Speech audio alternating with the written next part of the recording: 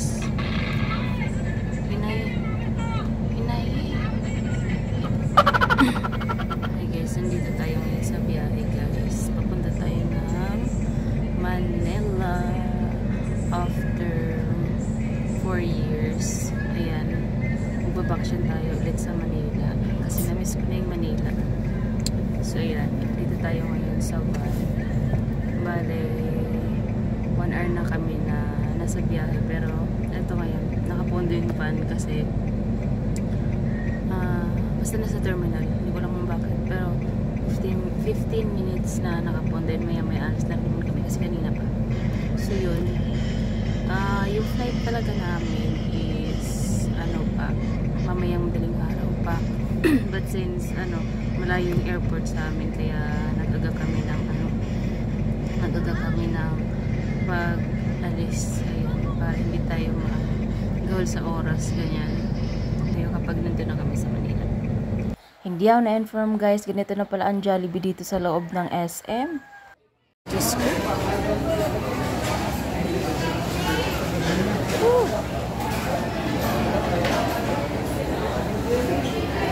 Dito tayo ngayon sa Jollibee, and sobrang gutom na ako guys, kaya nag-Jollibee naman na kami. Bale, ito na yung magiging dinner namin, and gutom na talaga ako kanina.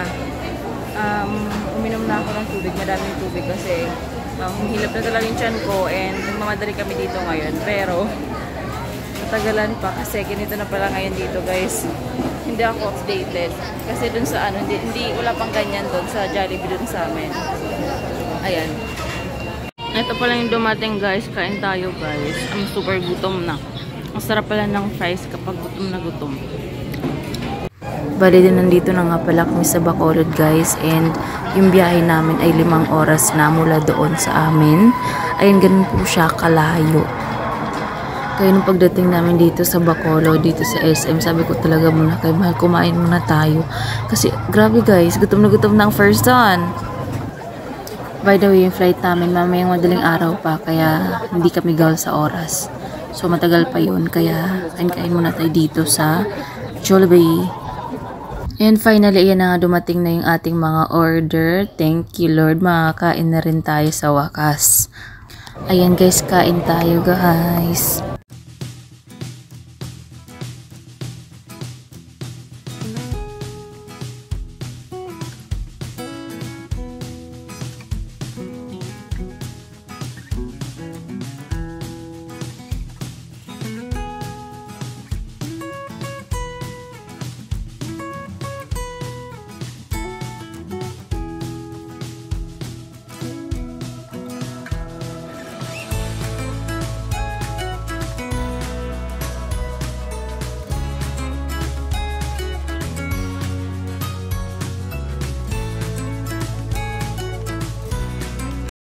Hi guys, and tapos na tayo kumain. Kami pala.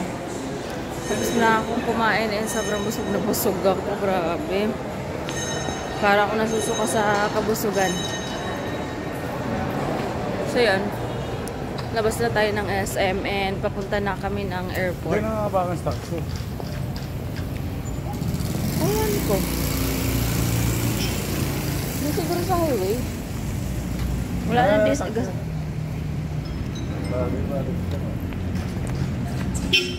Patay ng taxi. Oh my goodness. Nakatakong pa naman ako.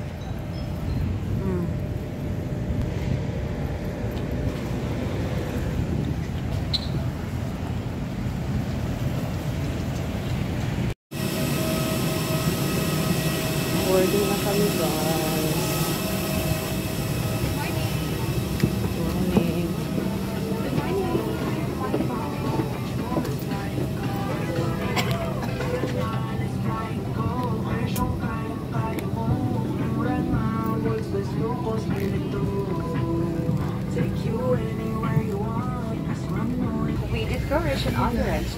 Dito na tayo sa loob ng airplane. Secure large carry-on baggage in the overhead compartment and small items under the seat in front of you.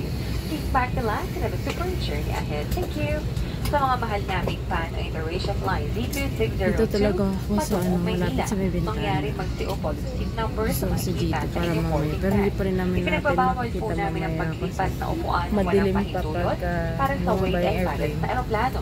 Kasi 3 o'clock pa lang guys. Buti nga medyo maaga yung Samantala, ang ano mga natin maliit na ngayon, bag ay yung maaaring ilagay sa harapan medyo maaga yung sa airplane. ilalim Kasi ng dapat upuan. Once again, 3:45 pa, pero 3 o'clock pa lang. bound for Manila, all Ano na guests kami. for this flight must be on board. Thank you. Nandiyan yung And to airplane. expedite our So, boarding yun. process, may we request all guests to Kita-kits please sa Manila, immediately guys. take your assigned seat and eat to other Nantok guests na ako. walking through the aisle. Thank you. Nantok na ako talaga. Pero nakatulog-tulog na nga ako dun. Natulog kami dun sa upuan. Ako lang pala. Sa bandi talaga natulog. So yun guys.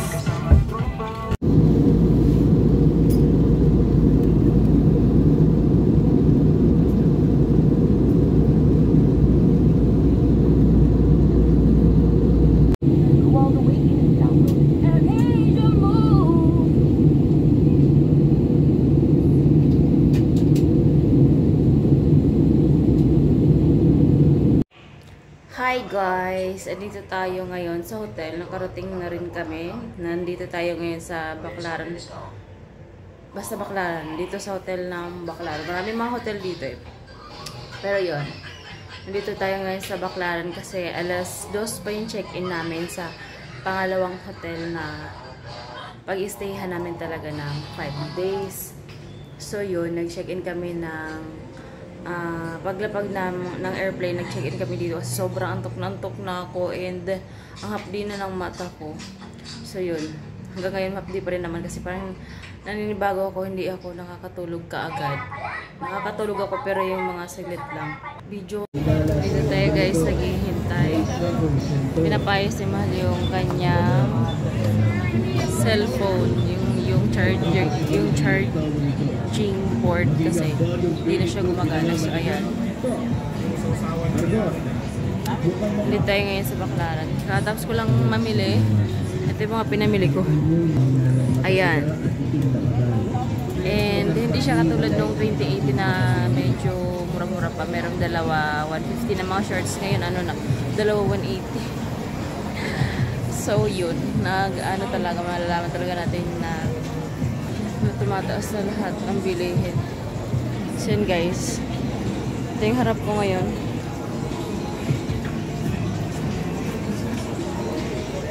Ito yung Baclaran. Ayan, kakapintura lang nung ano nila, yung pader. Tsaka hindi ako updated na meron na pala nito dito. Ayan. Kaya parang medyo nung ano, parang masigip siyang tingnan. Kasi meron ng LRT pa, parang ano yata, pakabite ganyan. Ayan. Ito na yung Baclaran 2025. Si Kuya nag-ayos ng cellphone. Ayan, dito meron din, dun meron din. Guys, ayan, nandito na tayo ngayon sa pinag-check-inan talaga namin na mag-i-stay kami dito ng 5 days. Ayan, si Mahal nagbablog rin. So, ayan, bale. Sunset talaga. Dito tayo kasi si Mahal nandun nag-ano. Bale, kanina, yung binigay na room sa amin, parang alawang lipat na namin ng room to. Kasi binigay sa amin, guys, is hindi yun yung nabuko. So, parang, alam niyo yun, gusto ko talaga kasi kung ano yung nabuko is yun yung pagdating, kumbaga yun yung in-expect ko eh.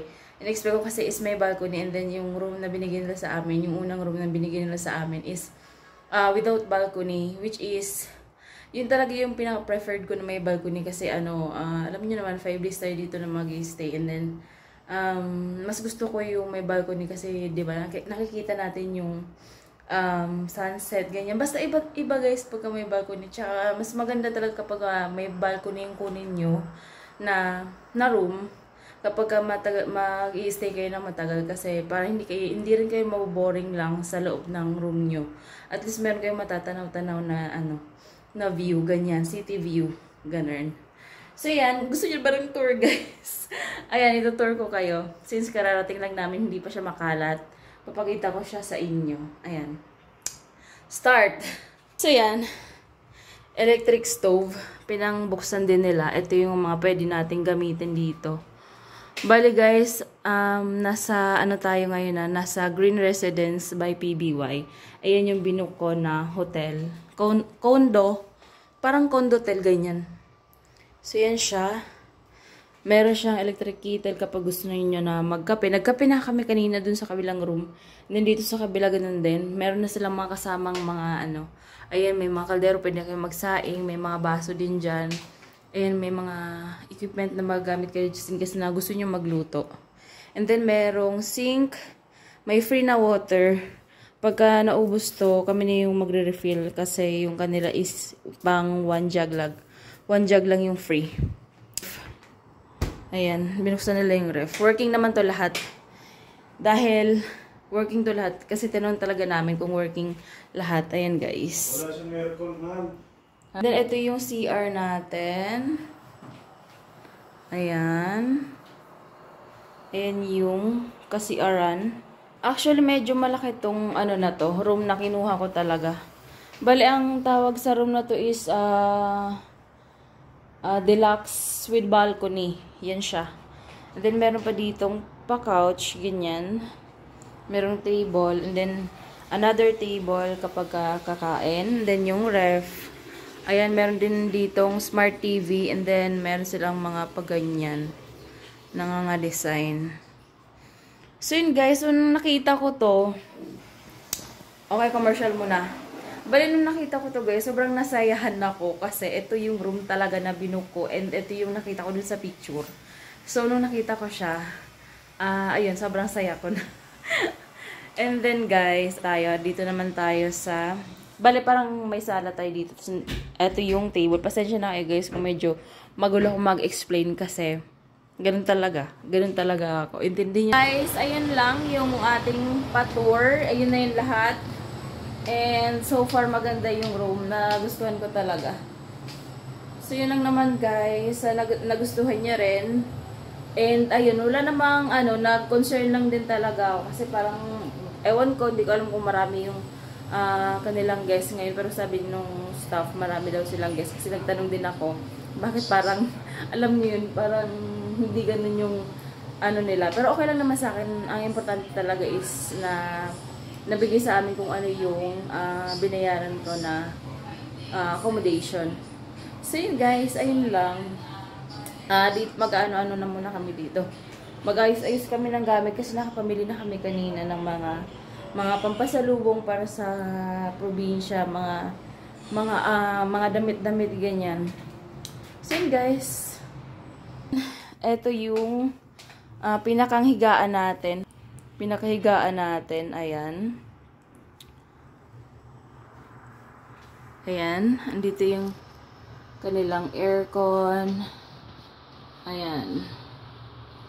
Ang ganda nito compare dun sa kaninang kwarto. Ayan guys, so buksan natin yung balcony na nakakatakot tingnan sa ilalim. Andito yung aircon. Ayan. Diba? Ang gandang tingnan talaga. Hindi kayo maboring kapag may balcony yung kukunin nyo. Ayan. Napakagandang pagmasdan lalo na kapag palubog na yung araw. Ayun o. Ayan, sunset na. Hapon na kasi. Ayan guys. Bale, ito yung matatanaw natin. City view. Ayan, kapag gusto nyo mag-check-in dito sa Green Residence. Guys, hindi to gusto ko lang sa inyo. Just in case na gusto nyo magbakasyon ganyan. And affordable naman yung kanilang price. And then, katabi ng ng De La Salle University. Ayan. So, ayun siya. Ayun lang naman yung meron ditong table just in case na gusto nyo mag-chill-chill ganyan. Gusto nyo mag-inom-inom sa gabi. Pwede dyan. It's Quiapo Day today guys, kaya pupunta tayo ng Quiapo. Magpasalamat man lang kay Lord sa lahat ng blessing na binigay niya sa atin. And pasalamat din talaga ako na nakarating tayo dito ulit, nakapagbakasyon kami dito ng Manila. Ayan si Mahal, naghihintay tayo dito ngayon ng jeep papuntang Quiapo.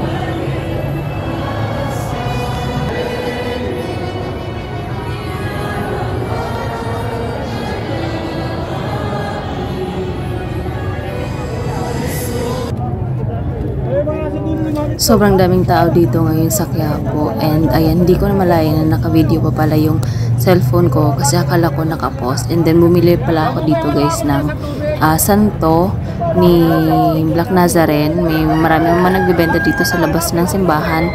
And bumili ako. And sad to say, nabasag siya kaagad nung binuksan ko. Kaya yung napabasbasan ko na lang dito is yung pulseras na lang. Yun na lang yung napabasbasan ko guys. Kasi nabasag talaga yung santo ng Black Nazarene. Ewan ko kung anong sign yun. Comment down below. It's our day 2 here in Manila. And pupunta tayo ngayon ng MOA guys. Kikitain natin yung kapatid ko. Papasyal ko na lang sila dahil minsan lang naman kami magkita-kita. And para masaya rin sila, magka-bonding kami. Yung isang kapatid ko lang yung kikitain namin ngayon dahil yung isa kong kapatid is meron siyang work. So pupuntahan lang namin siya doon sa bahay nila in the next day.